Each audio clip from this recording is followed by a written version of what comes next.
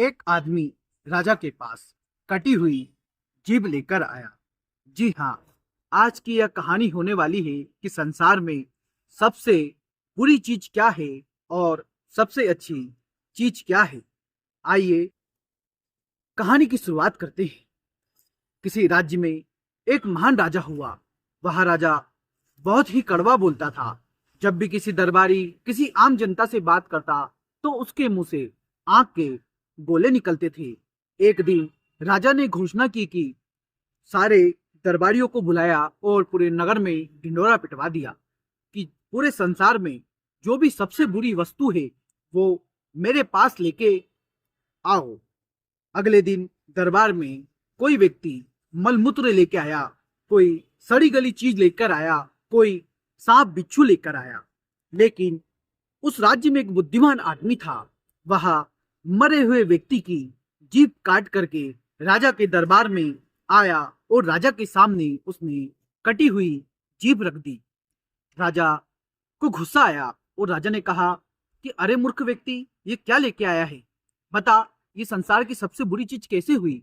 तो उस आदमी ने उत्तर दिया कि महाराज, तलवार का घाव भर जाता है लेकिन जीभ का दिया हुआ घाव नहीं भरता, इसलिए संसार की सबसे बुरी वस्तु जीभ हुई। राजा को अपनी गलती समझ में आ गई थी लेकिन वह कुछ भी नहीं बोला।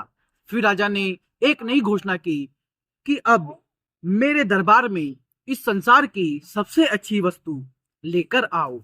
अगले दिन ऐसा ही हुआ।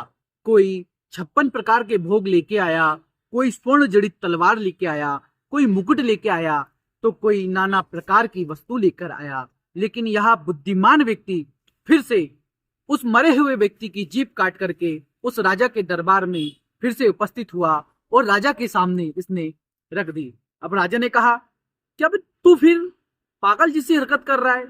ये संसार की सबसे बुरी वस्तु है तो ये सबसे अच्छी वस्तु कैसे हुई? तो उस बुद्धिमान व्यक्ति ने कहा कि महाराज, आप किसी से मीठा भूलोगे तो उसके घाव भर जाएंगे, दुश्मन भी आपका दोस्त हो जाएगा। यही तो इस जीभ के कमाल है। ये जो जीभ है ये उजड़े हुए घर को बसा सकती है और बसे हुए घर को उजाड़ सकती है। राजा को पूरी बात समझ में आ गई थी। प्रिय साथियों, इस कहानी के माध्यम से हमें एक ही शिक्षा मिलती है कि यदि आप प्रेम भाव से बोलोगे तो आपके रिश्ते बने रहेंगे, लेकिन जब आप कड़वा बोलने लगे तो लोग आपसे कटने लगेंगे। यही जीभ है जो झूठ बोलकर किसी की जान ले सकती है, तो झूठ बोलकर किसी की जान भी बचा सकती है। मुझे कबीरदास जी का एक दोहा याद आता है कि ऐसी वाणी बोलिए मन का आपा खोई, औरन को शीतल करे आप भी शीतल होई। इसलिए हमेशा जब भी बोले मीठा बोले। इसी के साथ राम राम।